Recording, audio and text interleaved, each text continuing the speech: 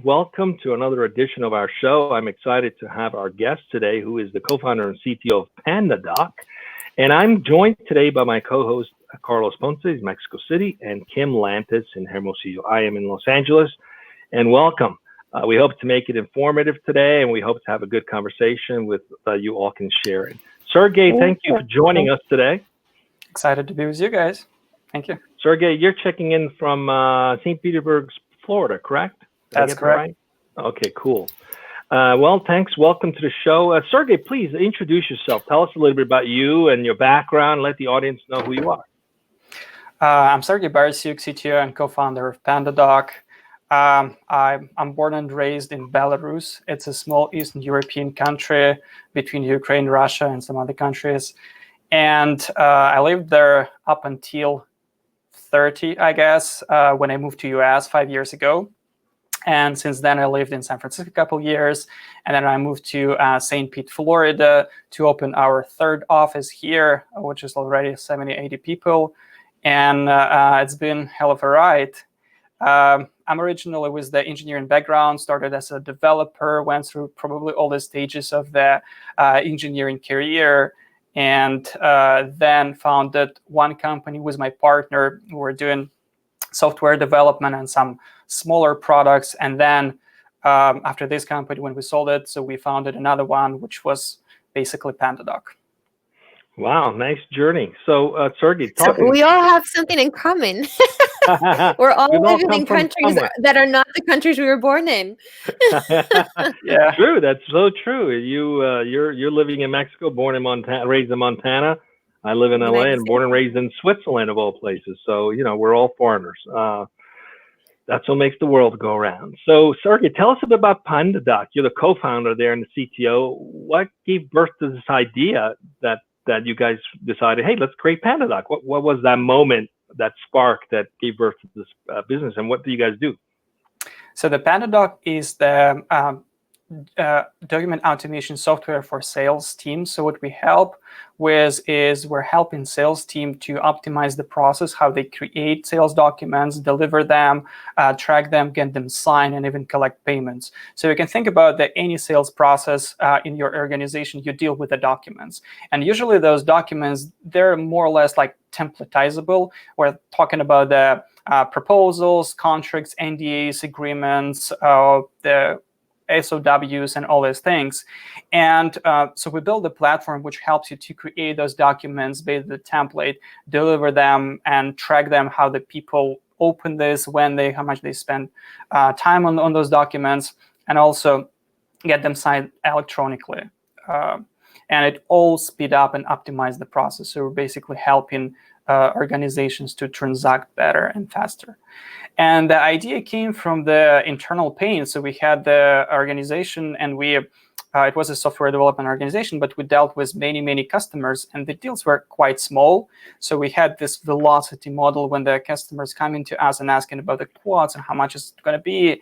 And we realized that the process we had was like too heavy for them to prepare like a custom proposals, then to deliver, and then to probably do something in Word, and then forget the previous customer name in the document, which is like very embarrassing. Then export to PDF, attach to email, deliver, and then guess what's happening on that side of the equation. Like, so are they even looking at this document? And what we learned that by the time we deliver this document, they're already gone with some other companies because the deals were so small and transactional.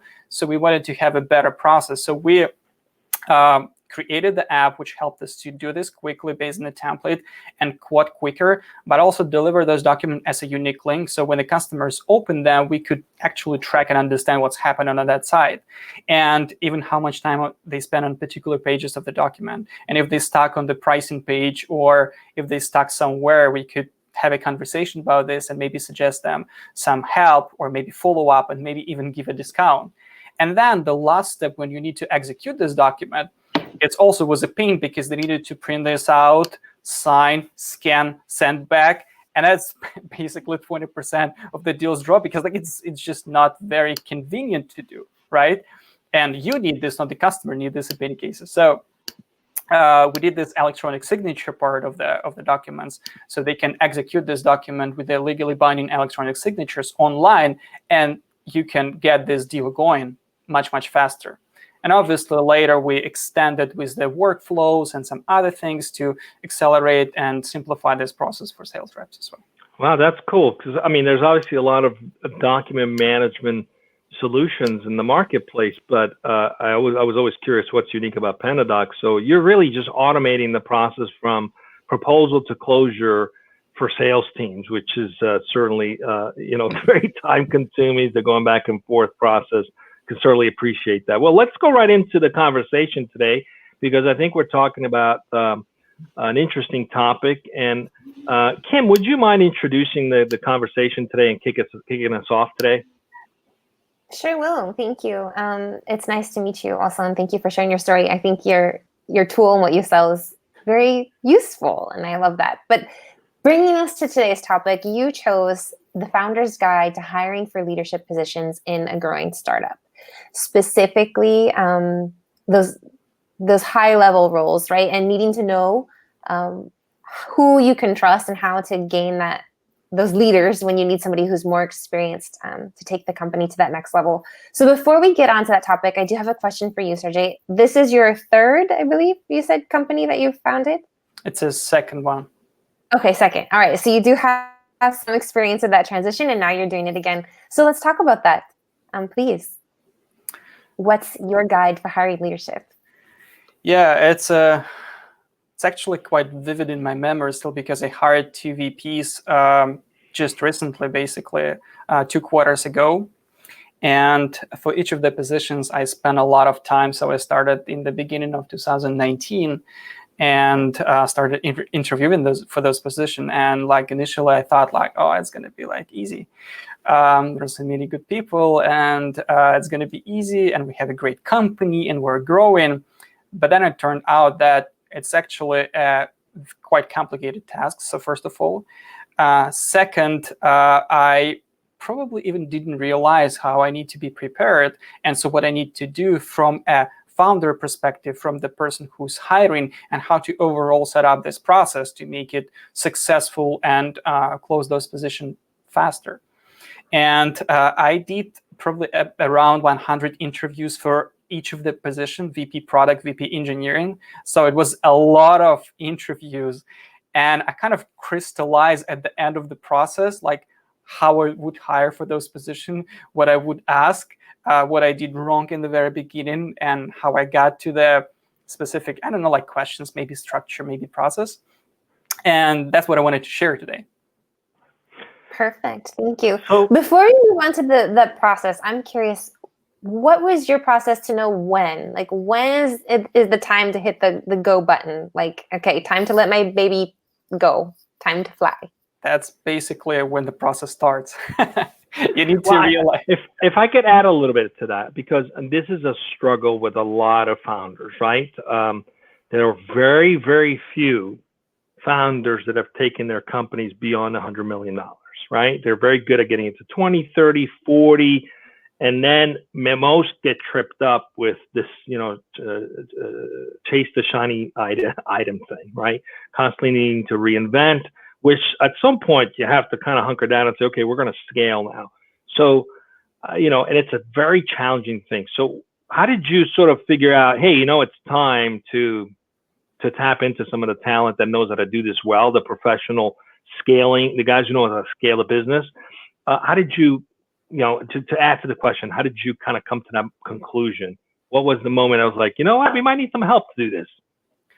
I think there are a couple things in this question. So first of all, you need to realize for yourself that, all right, so you need help, and probably you're not pulling it off, or maybe you don't know a lot of things, and you can learn, but it also takes time, right? And when it takes time, when you're learning, so you're probably making mistakes. And in some cases, it's just a balance and kind of trade-off of what you're choosing, either like doing this yourself, and second, I kind of like bring in some people who did this before. And so you start realizing this when you start getting like scaling problems. You're adding teams, and you see that something is not going right, kind of like too many issues, too many problems, too many small things. And you could probably scale, but you understand that the operational piece takes a lot of time. This piece takes a lot of time. And then you end up with the too many focuses. And since you have like too many focuses, you start like spreading too thin, and things started like falling like apart. And it might be the problem with staff, might be problem with the not very clear direction where you're going because you don't have time to articulate this. Maybe it's not, I mean, a lot of things. And since also I'm a founder, I also need to pay attention to people, culture, and kind of like combine this being like a glue. That's one thing. That's kind of like a work thing. And second is, to me, I also needed to understand my own weaknesses and realize this, accept this, and start looking for help to kind of poke those holes and bring someone who could complement me very well, because you can't be great at all the things, right? Obviously. And you bring someone who complements you very well and can help you to focus on what you're good at, maybe spend some time on other areas so they can take over something. And that's kind of like a realization for the founders. It is, for some, it's very hard, but I think we were very open, like talking about this with my partner and CEO, like we're talking about this. He went through this, I was going through this as well. We kind of shared our own stories and helped each other. Well, it sounds, I mean, it takes a lot of not only being smart, but also humility to be able to say, you know, I'm really good at the following things, but acknowledging that there may be some folks who are better at something than we are. But I think the biggest challenge often, and perhaps what holds founders back, is this idea that they've built a culture. And if you bring in other leadership from the outside, do you now lose that culture you've created? It's a very valid concern. So how did you guys navigate through that? You know, how did you take that into consideration as you were evaluating adding on leadership as a startup to not lose that culture you and your co-founder created? I think it's a very, very important topic. And that's sometimes why people are hesitant to do this. But like culture is not, it's not something like set in stone. That's kind of like a people who form this culture and who's the part of the company. And so what we did initially in the very, very beginning, so we articulated this culture in a document. So we described like who we like to work with, like all the characteristics and how we see our values of the company. So we put this in a document, and the document is available online. You can search for PandaDoc Culture Code and you'll find this. So we had a pretty good idea and a clear understanding of what the culture is. And for me, it was important to match the people I interview and hire to this culture, so they can not just fit in this culture, but also improve this culture. I also understood that the couple of weaknesses we had, I wanted to close the gaps. And the culture piece was very, very important for me. That's why I spent a lot of time with the people who passed like initial interview stage, talking to them and trying to understand how I can work with, because for me, the personal relationship is very, very important. And it also was important for me to align on the culture, that what I want to build and how I see this, so we don't spend time on this later. Because if you spend time on the cultural thing and alignment, that's what will make you slow down, and you won't be able to focus on the things related to work, because you'll try to constantly realign on those cultural values and like how you do things and how to maybe treat people, maybe how you do certain things, etc., etc. So if I'm hearing this correctly, and then I'll pass it on to Kim, because I'm sure she has a bunch of other questions around this, but if I'm hearing you correctly, don't hire for cultural fit, hire for cultural expansiveness. You know, hire individuals that can contribute and expand on the culture you've built. What were some of those cultural elements that were really important to you and your co-founder to maintain and preserve? And what were some of the new ideas that you opened yourself up to that were brought in by some of these folks? Yeah, we have 3 cornerstones as a part of the culture, and like 3 elements. Learn, make an impact, and have fun as a part of the company. So it's a constant learning, constant improvement. We want to make a positive impact to the environment we're in, to the city, to the business, to the overall, like to our employees as well, life, and have fun. Why? Because the life is like, it's very beaten expression, but like life is very short to work at the boring company and do like a boring job, and you're constantly learning. And if you can have fun as a part of this, why not? I think it's really important, and it's like very logical, because you spend 8 hours at work, right? And for me, what I realized that I want to help my people grow, and I realized that sometimes I don't know like how to do this, because I'm doing this like on this scale first time, and I needed some help. And for me, one of the very, very important items as a part of the interview and the questionnaire I built was this kind of like grow people mindset, coach, mentor, leader. And I wanted to bring a leader who can help to elevate the whole company and my team all together with me, because I will be able to learn from him as well. So it was like aspect I was paying a lot of attention to, maybe less technicalities, maybe less like operational experience, but more like a coach, mentor. And I'm glad I found 2 of those people, and I'm already seeing results. Yeah, I mean, that's so important. The other thing I'm hearing you say is, if you tend to be a founder that's more technically savvy or driven, bring in some leaders who could bring in more of the soft skills or the emotional intelligence type skills that could be useful to the entire organization.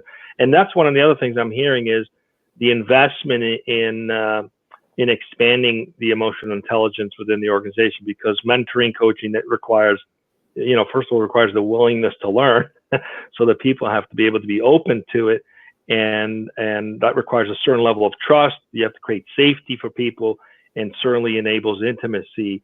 What have been some of the challenges for you guys moving in that direction, or was that ever a challenge for you guys? Because not everybody's open to that, right? Some people come from corporate environments, they go to startups, and they're not used to that very intimate kind of interaction. They're used to more regimented approaches to doing things, and don't often open up as much as you would need them to create that kind of intimacy. Do you guys come across any challenges with that, and how did you overcome them, if you did?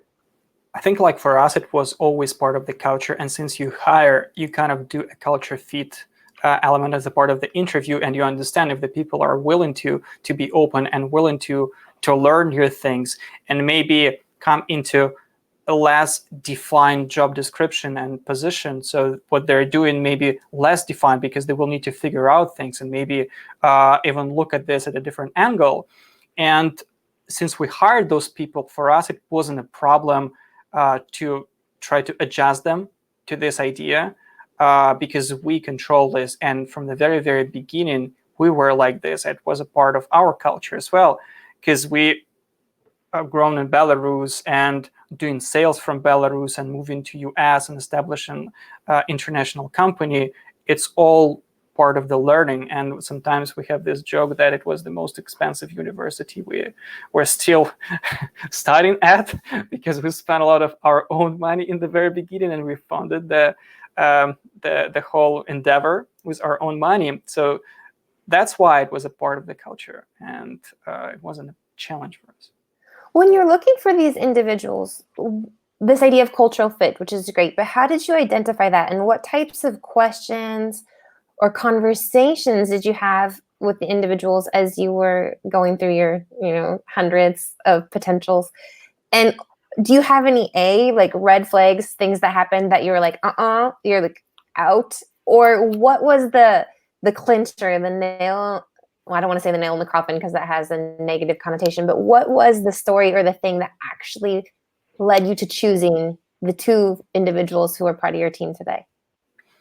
And just to clarify, so we're talking about the high level position, because like for developers, it's a little bit different. For other roles, it's a little bit different. Here, Let's talk about, I think, the high level. That's the topic of today's conversation, right? Our leadership role. Here, you don't know a lot. So you don't know what you don't know. And the challenge here is like you ask like very open questions and listen, and based on this, you understand if the people are like trying to uncover this like big thing, and you will see the process how they're uncovering this. It's a part of the interview, so you're asking questions, and it's more like a conversation, and it's very natural, comes super naturally. And obviously, I had like a script, and I had the items and the questionnaire I wanted to ask, so I could compare all the candidates the same. So I asked the same questions, but they're very high level, and I mostly listen. So, and from this listening, you get many things. You get like how the people formulate thoughts, how they communicate, are they concise or not, are they like finishing up or not, do they stop, do they clarify you, do they keep the timing, and all these things. You get like many small things from this conversation, and it's very natural because it's the same when you meet people like on the street or your friends, and you kind of immediately get a sense of the person. It's the same here. And so we talked about things, but usually you understand this when they ask questions and they uncover your pain points, what you want to heal or what you want to like kind of pay attention to. And you dive into those conversations and you immediately see, oh yeah, they understand the problem. They understand the problem, they understand the pain, they see how it can be solved. They did this before. And that's when you come to the conclusion that, oh yeah, it's a candidate for the next stage. And that's when they meet team, that's when they meet some other so when the interviewer becomes the interviewee. Yeah. Well, I mean, I always say when it comes to hiring leaders, you got to look at it similar to dating, right? You're getting to know the other person because you're going to spend hopefully the rest of your life with them. Certainly want to spend enough time where you want to enjoy being around them. So what are some key questions that have worked very well for you to highlight identifying how that person would work with you? Are there any magical bullet questions that you inevitably kind of get to the secret sauce of uncovering the details that you want to uncover? I might be asking you to share your secret sauce a little bit, but if you don't mind, maybe there's a couple of questions those who are listening that they haven't thought of that have worked very well for you, Sergey. So before the whole thing, I sat and outlined what is important for me in this position. And it's a less of a job description, but what are the main elements, how I see the position, and what I want to achieve with this person altogether, like they build a great engineering culture or build a great product or level up the team. And out of those questions, I started getting some kind of pieces what were important for me, like how do they treat people? Are they treating people the same as I do? And we don't even need to align on this because it's like so obvious that the people is the most important element of the company. And so they truly want them to grow. They're more like pro people, less about themselves, all those things. And it's a part of, your DNA. It's hard to explain because it's a part of you. And you see that, oh yeah, that's my person, right? It's just like we understand each other like very easily. And it's hard to explain because this sauce is going to be different for different people, obviously, right? Because they have like a different things. Or if you're hiring to close some weaknesses, you also pay attention to this. And you see that, yeah, so they know how to do these things. I don't know. And you accept this. There's this parable that says if you really want to figure out a person who cares about people, give them a stack of quarters, and the ones who share the quarters with other people are the ones you want to hire. So that's a great input. Identify how people treat other individuals, how they deal with challenges and conflicts and so on. And you also can do this yourself. But what I did, I introduced the person who passed me, I introduced to the team as well. They were part of the decision as well. And it was like a presentation as well. So they were part of the decision because essentially we're looking for the coach for them too. So. Great. So far what we've learned is in terms of your approach to hiring leadership in a startup, identify people that will add to the value of your culture, expand on the culture, that treat people well, and that are people you would want to hang out with. Right? We have this saying in Airsoft: we hire people we would. So anyway, as we're wrapping up, coming up on time, tell us a little bit about your journey, being an entrepreneur, building PandaDoc, expanding your business. What have been some of the lessons you've personally learned about yourself in this process? Well, I think you need to come to a realization that every 9 months it's a different company. And you need to be ready that you're not going to be great at this stage. And that's what I learned from the very beginning. And you might be kind of like, you may understand a lot of things, so you may pick up things fast, etc., etc. But at the certain stages, it's going to be new for you, like completely new. And there are like different cycles when you scale a company, like 50, 100, 150, then 300, and multiple offices. And every single stage, it's new. It's a new job. So you probably need to be ready to learn a lot, and just realize that you're not going to be great at the next stage, and be ready to kind of grind and go through this. I think that's some really beautiful insight. What are your processes or your indicators of, oh, I need to learn this, or what do you do to investigate and keep up with things?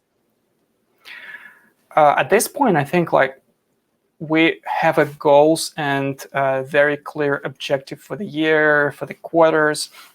And we're kind of like, when we're deviating from those objectives, we understand that why are we not getting to them, like to the goals we set. And that's what triggers this self-retrospective, I would say, to understand what is not working, like what could we do better. Or if we're focusing on the customer, so customer centricity was a very big topic for us for 2020 and continuing being a big topic for us for 2020.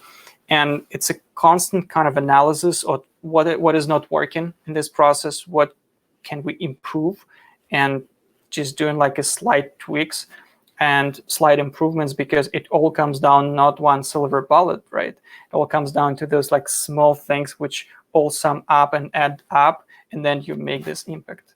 So it's you also need to understand this, because there is no silver bullet usually. That's great. And I think that's something that you can apply to all areas of your company, not just the leadership roles, but individuals and teams. I love that. I think we're coming to the end of our call today. Apologize, you guys, for the ups, the ins and outs. Everyone's like, I lost the connection too. I lost the connection too today. I'm like, oh, a 400 megabit link. What's going on? So we've proven so far that Florida has the best internet providers.